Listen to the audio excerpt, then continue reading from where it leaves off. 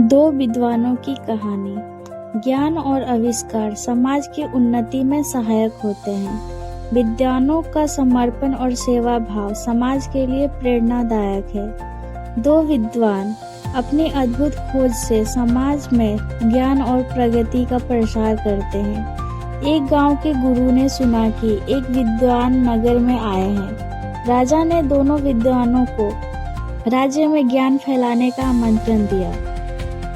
विद्वानों ने विज्ञान के उपकरणों से बातचीत और भोजन के बिना जीवन की तकनीक प्रस्तुत की। राजा प्रभावित हुए और उन्हें राज्य में कार्य करने का अवसर दिया। विद्वानों ने समाज के लिए अद्भुत कार्य किए। ज्ञान और आविष्कार के इस माध्यम से समाज की सेवा की। विद्वानों की कहानी हमें यह सिखाती है कि ज्ञान का उपयोग समाज और मानवता की उन्नति के लिए करना चाहिए। एक समय की बात है, एक गांव में एक गुरु रहते थे जिन्हें खबर हो गई कि एक अन्य नगर में एक और विद्वान आए हुए हैं।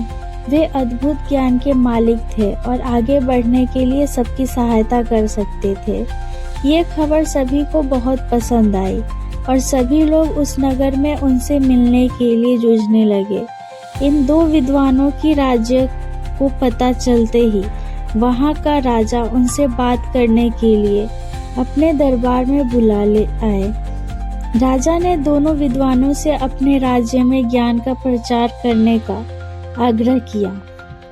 दोनों विद्वान ने राजा के आह्वान को स्वीकार किया और उन्होंने राजा के सामने आकर कहा, आपके सामर्थ्य के लिए हमें गर्व महसूस हो रहा है। महाराज, हम आपकी सेवा में हमारा सर्वोच्च कर्तव्य मानने के लिए तत्पर हैं। राजा ने खुशी से भरे होठों से कहा, तुम्हारे सामान्य भाषा में जनता को समझाओ। पहले विद्वान मुस्कुराते हुए बोले, अच्छा महाराज, हम आपके राज्य के राजा और प्रजा के बीच बातचीत को सुगम बना सकते हैं। राजा ने आश्चर्यचकित होते हुए कहा, मुझे बिल्कुल आश्चर्य हो रहा है कि तुम कैसे कर सकते हो। ये तो मेरे लिए।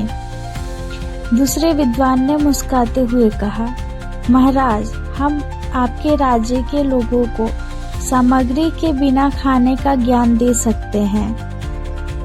राजा ने बहुत ही आश्चर्यचकितता से कहा, मैं ये सचमुच मानने में सक्षम नहीं हूँ। कृपया मुझे बताओ, तुम इस बात को कैसे संभव कर सकते हो। पहले विद्वान ने कहा, महाराज, हम विज्ञान का उपयोग करके एक ऐसा उपकरण बना सकते हैं जिससे हम राजा के मर्यादा के साथ बातचीत कर सकते हैं। यह उपकरण हमारे बहुत सारे प्रयोगों को सुलभ बना सकता है और आपके ग्रामीणों के बीच सामर्थ्य का निर्माण कर सकता है। दूसरे विद्वान ने कहा, महाराज, हम खाना खाने की जरूरत के बिना एक ऐसा प्रयोग बना सकते हैं जिससे खाने की जगह नहीं होती है। यह उपकरण आपके लोगों के लिए आरामदायक और स्वास्थ्यप्रद होगा। यह सब सुनकर राजा बहुत प्रभावित हो गए और उन्होंने दोनों विद्वानों का स्वागत किया और अपने राज्य में इन उपकरणों का प्रचार कार्य करने के लिए उन्हें सौभाग्य दिया।